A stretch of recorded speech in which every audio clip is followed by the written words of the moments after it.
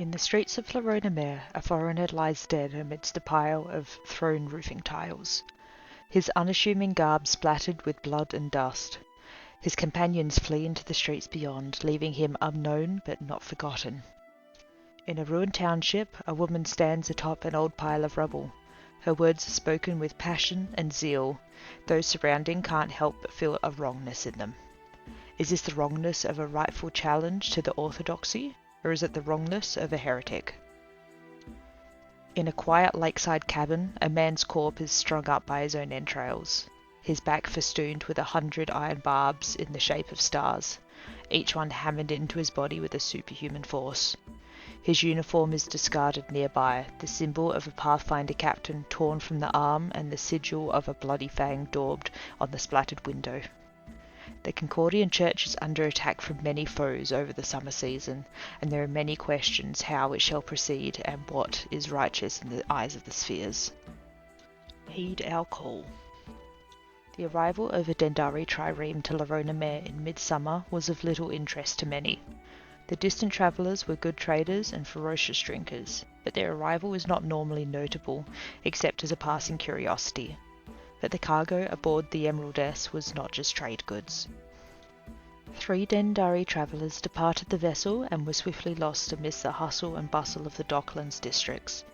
The travellers were swift on their feet and unerringly dedicated to their travel, allowing them to slip the grasp of gangs that would normally prey on wayward wanderers such as these. But it quickly became apparent that remaining unseen was not their goal. "O you rebels and seekers, hear me now, for I am a Trianimite, a flame that defies celestial strings, the Argonus calls, a cosmic crusade against the tyrant gods. Have you felt shadows creep, their whispers planting doubt?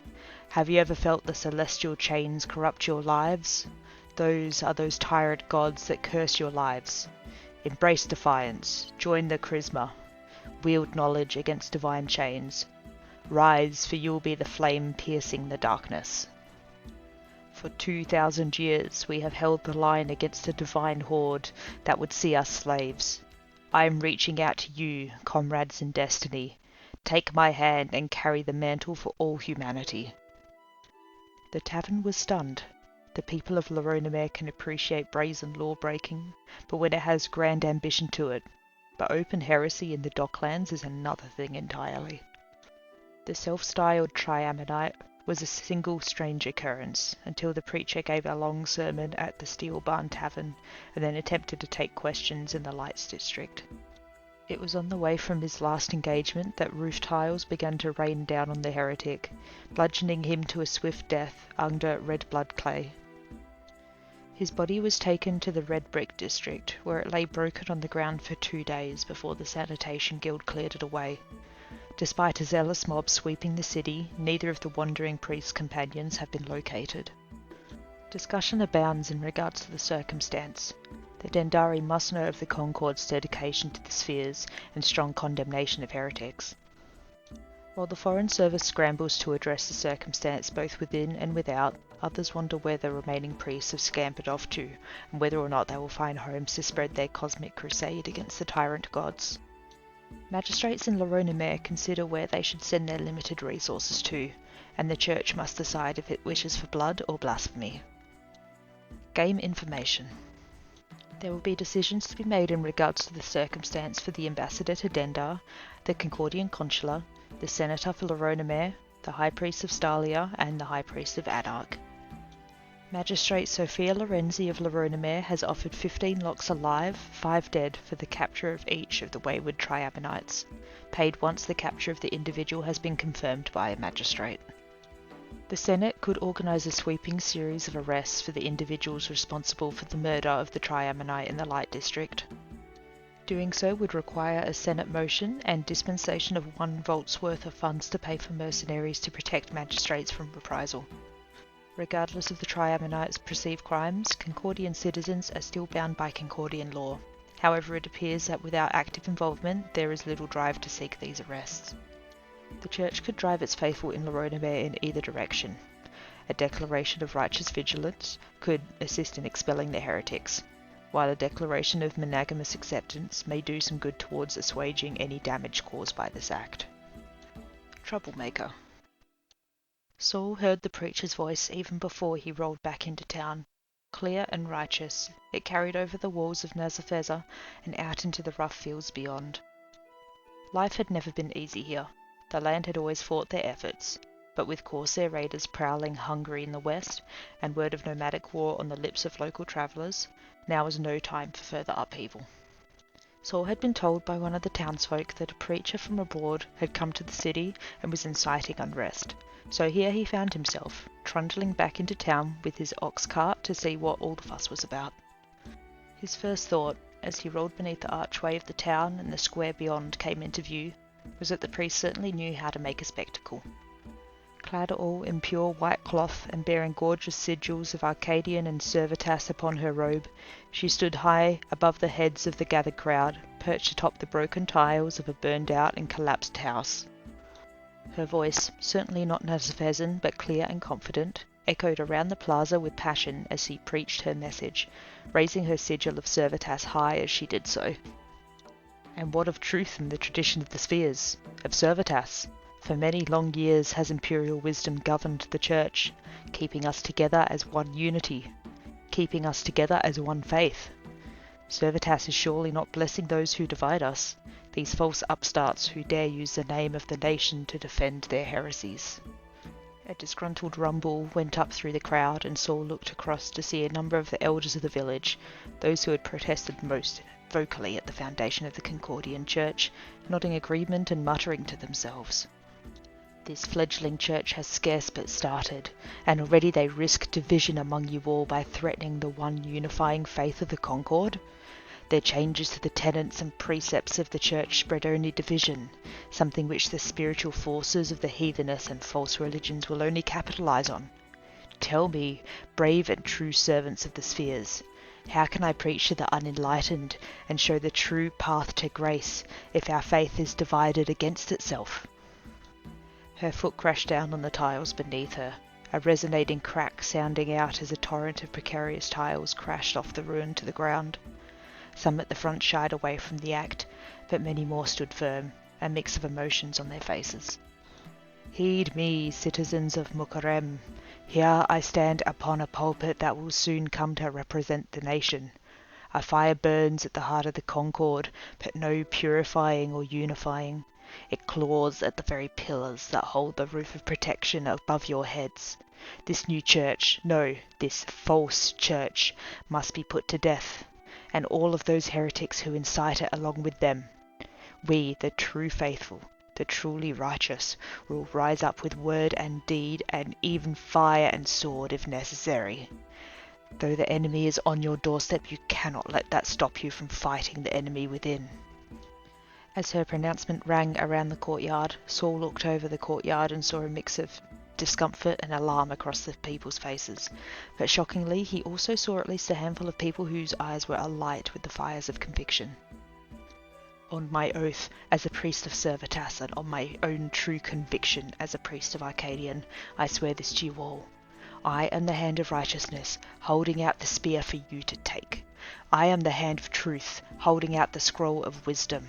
I am the voice of the falling pebble, the first to speak so that many might follow. On my name, Virginia Pointius, I swear that I shall not stop preaching the falseness of the Concordian Church until the day my very life is ended. A smattering of applause, concentrated in some places more than others, rippled out from the mass of Virginius, stepped down and went to speak with some of the more enthusiastic of the crowd in person. But even as sounds of whispering and confusion from the congregation began to slowly disperse into the city, Saul knew deep in his chest that this was just the first of many sermons he would be hearing from the new preacher in the coming months. The words of the preacher pass from mouth to ear across the city over the coming weeks, and reports pass in to those in charge of other towns and cities in the west hearing of similar preachers passing the same message. Rogue preachers from the eastern regions of the Concord, or something else entirely. Deciding they lack the authority to act on their own, the local magistrates will seek to have the high priests and their followers respond to the matter themselves. A letter is drafted and sent. The burgeoning church will need to make choices about what they will and will not allow their preachers to proclaim. Game information. There will be a complex available during the Winter Summit to confront Virginia Pointris and her followers in Nazafeza. Information can be found in the Pathfinder's report. The presence of religious fervour in Nazafeza draws out the best and worst of Concordian priesthood, and counter-sermons and introspection flow through Nazafeza and beyond. All congregations in Mukurem will find as if they have functioned as if they were one tier higher this past season. The Blind Eye. Pathfinders are a small cohort. Their skills are arcane divination, overland stealth, ability to carry awkward brass contraptions, and their willingness to be appreciated poorly ensures their slim numbers. Pathfinder captains reduce this number even further by adding strong managerial ability and willingness to send others to their deaths to their requirements. There are 8 or so captains at any one time, organising their elite prognosticators across the Concord, attempting to read the Reamwilv and how it swirls through the land. The murder of Brandon Milner, Pathfinder captain for the Northeast, is a deep blow. Milner was well regarded as the epitome of a heroic Pathfinder, and his bands were some of the most dedicated to their efforts of the Concordian heroes, particularly over the last 6 months in the war against the Onyx aristocracy.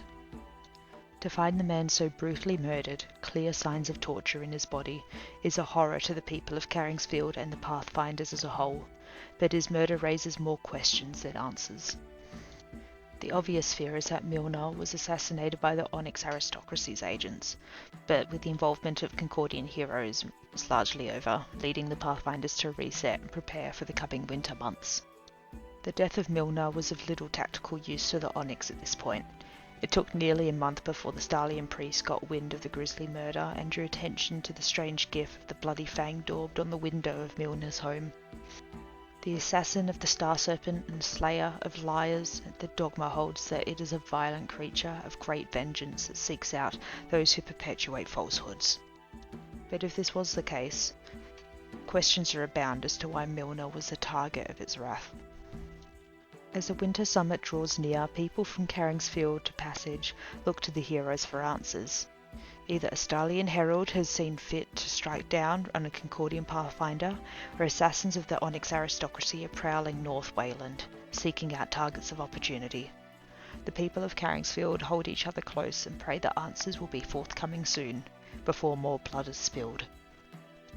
Game information. There will be decisions relevant to this concern for the High Priest of Stalia, the Spy Master of the Tyrant's Curse, and the Senator of Wayland. Bordovarian characters from the Evergard Duchy may include fangs or fang motifs as an appeasement to the Fang of Inner Darkness, an attempt to make themselves seem less of an appealing target. Alternatively, characters who believe that the murder of Pathfinder Milner was an assault by the Onyx aristocracy may see these icons as symbols of the hated undead and react with scorn. The murder of Pathfinder Milner has disrupted Pathfinder operations in Wayland and Eastern Risinderholtz. While the Pathfinders have adjusted and quickly moved to continue operations, portals in these regions have a higher likelihood of creating spontaneous arcane wounds or exacerbating arcane wounds. And that concludes my reading of Righteous in Belief. Thanks for being here again, and I'll see you next time.